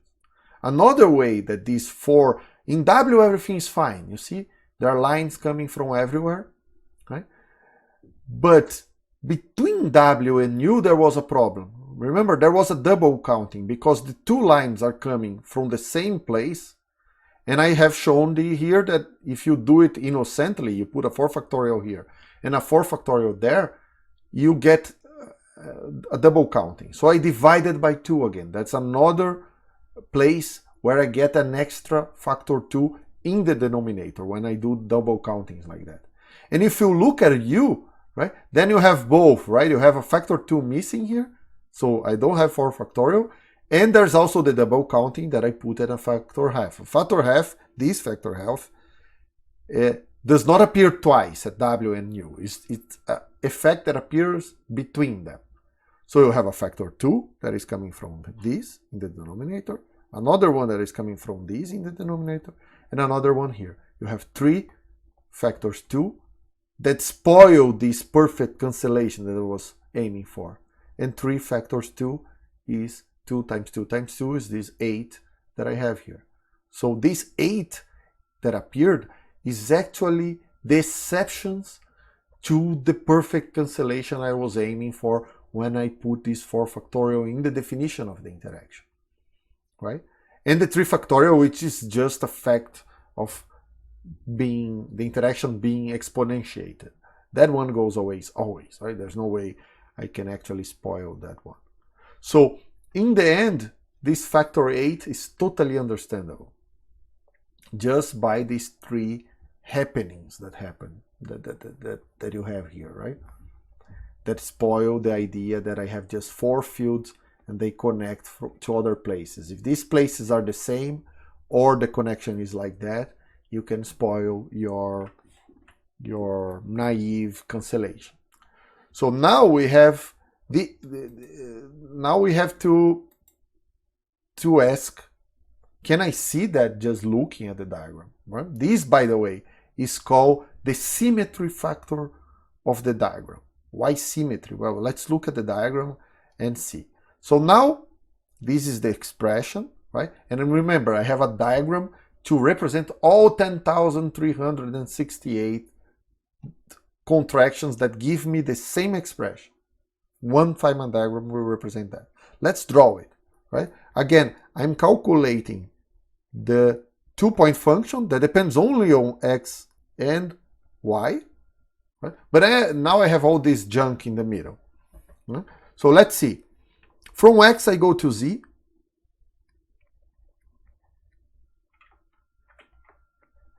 Right? Let's try to rebuild the story here.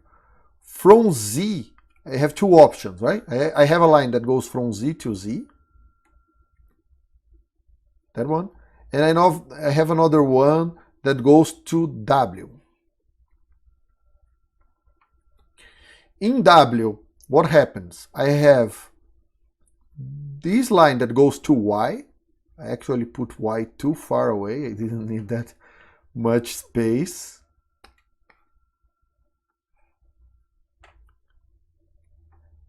And I have 2 lines going out of w and going to u.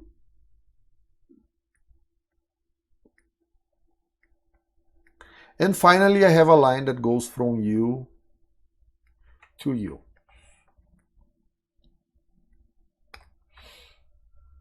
Right?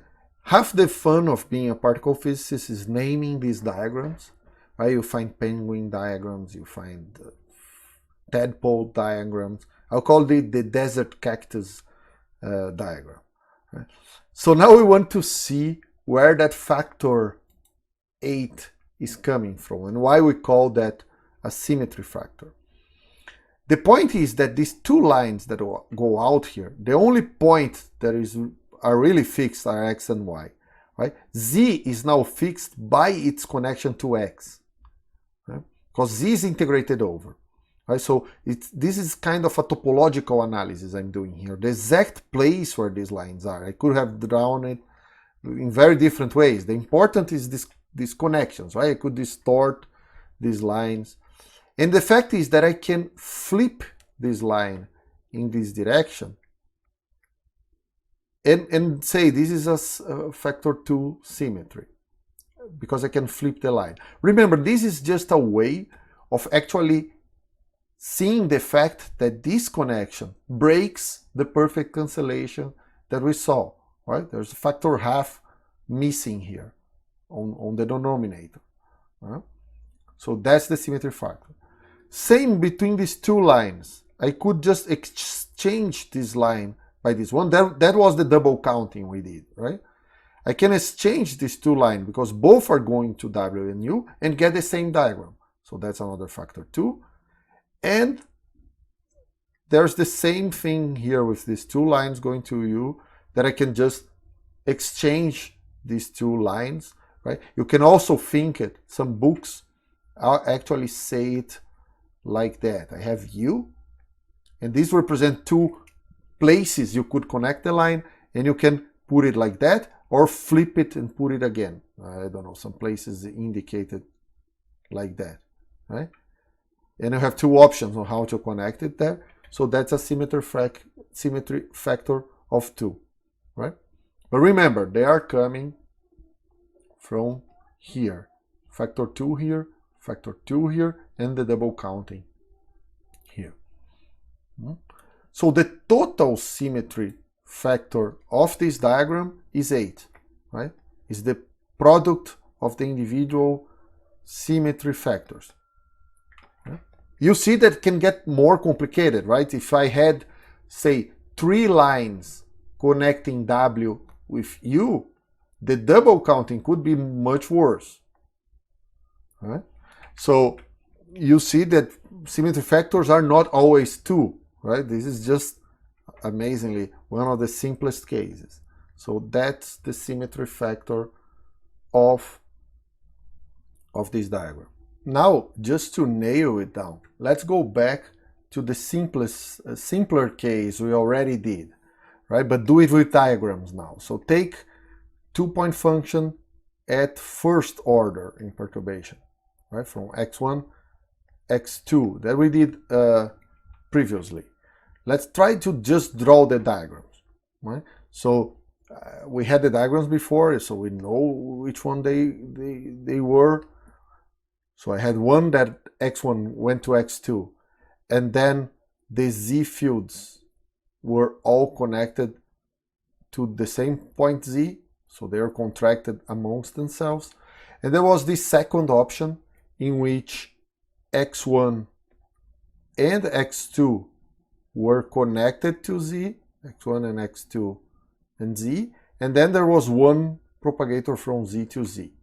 And let's try to figure out the expressions just by looking at the diagram. So let's start with the symmetry factor since we're on it. On this one, that's easy. There's only one case here that I can really invert and get a factor 2. I cannot exchange x2 to x1 because these points are labeled, right? And so changing x2 by x1 would actually mean something. They are variables that I know the value, right? So I can distinguish these inversions. So the symmetry factor here is just 2.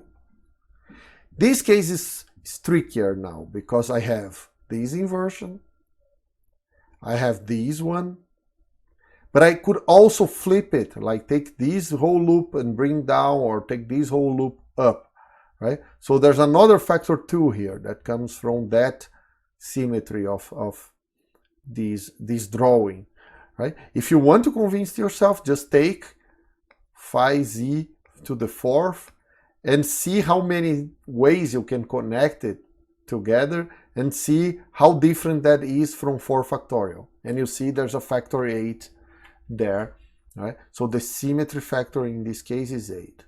That allows me to write the expressions for these diagrams, right? So this is minus I lambda over 8, and pay attention, right? The symmetry factors go into the denominator because it's always the fact that the cancellation didn't happen, so I have leftover numbers in the denominator. And then I just have to write the propagators, right? So this is a propagator from 1 to 2, x1 minus x2, right? I know that the internal points are integrated over, so that's part of the rules for this diagram. So any point that is not an external point needs to be integrated over. The f z minus z square, because I have 2 propagators from z to z. Okay? And that's the factor A. Again, here I have minus I over lambda over 2, which is the symmetry factor, and the integral in the internal point, that's another rule, and then the propagators, right? I have a propagator from x1 to z, I have one propagator from x2 to Z, and another one from Z to Z. By the way, the order of the propagators here also does not matter, because these are just functions. They commute, right? They are symmetric and they commute. They're very easy to work with factors. So we understand the symmetry factors, we understand the propagators, we understand this integral. Maybe it's these guys that still need some explanation, right? But it's easy. You see that every time you have a vertex, right? This is part of the vertex. Every time you have a vertex, that means you inserted the interaction in, and in your exponential, you had, right, minus I times the interaction, minus I times this interaction, and in here you had lambda. The 4 factorial goes away, we already discussed that. So every time you take one power of this, you get a minus I lambda. So for each vertex, after all the other cancellations happen, you still have that for each vertex, you have minus I lambda. Now we did it with the diagrams. Let's check, right? So there's a factor 8 here and a factor 2 here. We actually did these contractions before, right? They are up here, right? Those are the two. So in here you can see these 3 will cancel the 3 in the factorial here, and you have a factor 8. It's just 4 times 2. And the same here. The 12 will cancel the 12 down here, and you left only with a factor 2 here and a factor 8 up there, which are the 2 and the 8 that we got down here straight from symmetry factors. So I can get, just by looking at the diagram, get the expression for every contraction that will give me the same diagram. The diagram takes over the whole class, right? And by drawing diagrams, I can quickly see that there's no other really different diagram that you can draw. Just try with these rules. X, the vertex, always throws out 4 lines. No line can be left without ending at any point, right? And x1 and x2 have only 1 line getting to them. That's basically all you can draw. Of course, you can draw these sideways, but the symmetry factor will be the same if you draw it sideways. You know, this is all. And that allows us to deduce the Feynman rules for this interaction, right? So the first thing we saw here, it's pretty easy, is the rule for the vertex. So now I have this definition of the vertex in terms of Feynman rule. So every time I see a vertex at a point, for this particular theory, the point does not even matter. For some theories, it will be more complicated, but for this theory, it's just a complex number. It's just minus I lambda. So if you have many vertices, you just make a product of these, and that's what happened up here, right? Here I had 3 vertices, right? So I got minus I lambda to the cube, right? 1 minus I lambda for each vertex, right? And this is the Feynman rule for the vertex, with a lot of implied things, right? You have to later integrate over the vertex. You have to put a symmetry factor, right? So let's make a summary table of that. And here is the final version of it, right? So these are the Feynman rules for lambda phi 4, for green functions, and in position space. These 2 things in parentheses are actually very important, because it's very common to hear students saying like, well, but I looked the Feynman rules in this or that book and there are other Feynman rules. So there's a lot of caveats there. One is all the conventions, right? Metric, the way you include for factorial in the interaction or not. Some books don't, right? But that's expected. The other thing which is less obvious, is that you can write Feynman rules for many objects in your theory. In here, I'm doing it for the green functions in position space. Of course, eventually we'll have to worry, and that's the actual thing we want, is S-matrix elements. And we know that we have to go into momentum space and then do the LSZ reduction formula, which will eliminate some propagators that are here. So keep in mind, these are the Feynman rules to obtain the green functions, not the S-matrix yet. So you find books that do Feynman rules at this point, and some that go straight to the S-matrix and only write Feynman rules over there. That said, the rules are pretty simple. For each you draw the diagrams at some order. You decide which order you're working at. You draw the diagrams, and then for each propagator you put a Feynman propagator. For each vertex there's a factor minus I lambda and an integral over the variable for the position of that vertex. For each external point, these are the points the endpoint function actually depends on, there's nothing. This seems like, why you're writing that, but you see that for more complicated theories, there's actually functions and numbers associated with these external points. It's just that lambda phi 4, and especially since this is a scalar field, there's nothing to these external points. So for now, this is just a statement of a trivial thing. And finally, you have to divide by the symmetry factor of the diagram. So once you know the rules, the application of the three first rules is easy, right? What deserves some training and needs some practice is actually finding out the symmetry factors. So let's look at a few more examples before we finish. So take this diagram. Now I'm just drawing diagrams out of the blue. I'm not even worried about what kind of green function I'm trying to calculate with them, right? But it's all in lambda phi 4, because that's the one theory we know, right? So the external points are x1 and x2, so this is a 2-point function, and I'm doing it at order lambda square because I have two vertices, right? So the only thing a lot of things are obvious here, so let's apply the rules. For each propagator, I have a Fyman propagator for each line. So there's one from x1 to z1, there's one from z2 to x2. Remember, the order here does not matter. And there's 3 of them, so cubed, from z1 to z2. That part is easy.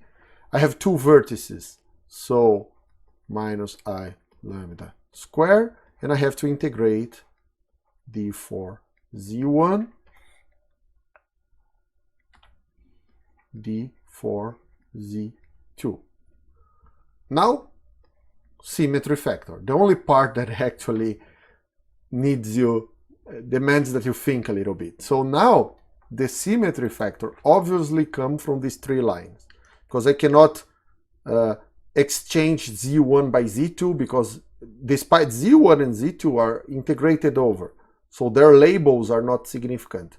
But z1 is connected to x1, which is not integrated over, and z2 is connected to x2. So I cannot flip these over. What I can do is exchange this line with this one, or this with this one, or this with this one. So there are 3 lines that I can exchange in all possible ways. That's a 3 factorial symmetry factor that goes in here. So that's the final expression. There are 3 factorial ways. If I label these 3 lines, there are 3 factorial arrangements I can do here. Okay. Another example.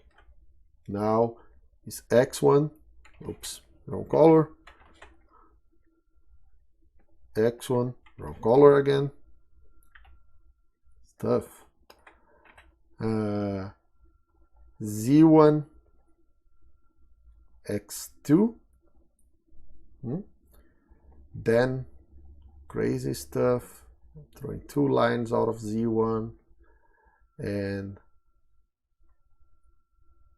I put 2 more vertices that I'll call z2 and z3.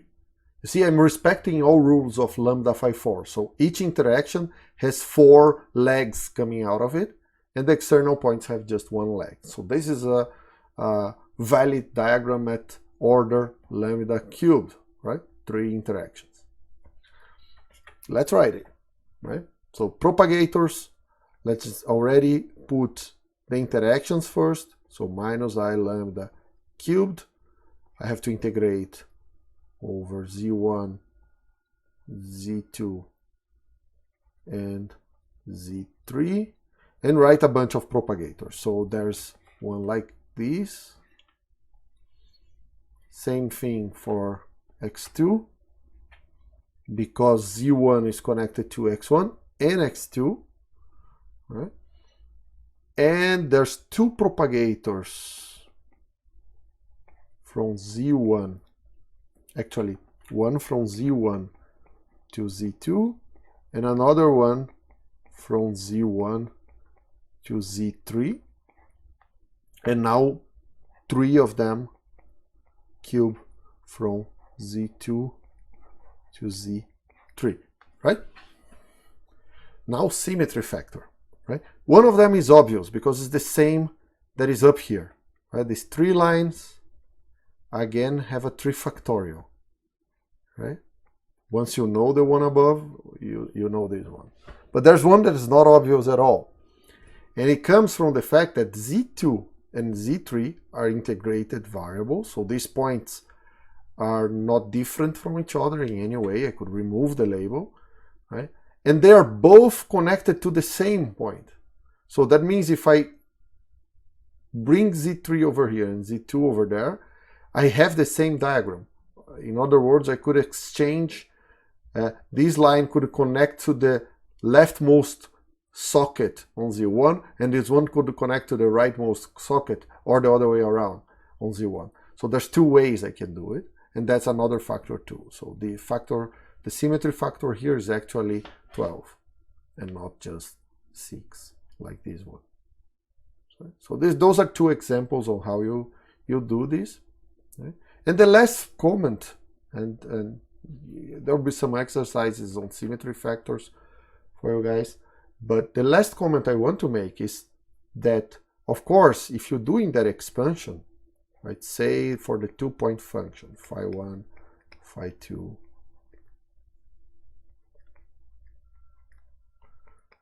it's the limit and whatever, I'm not writing everything again, 1 over n, you have this expansion, right?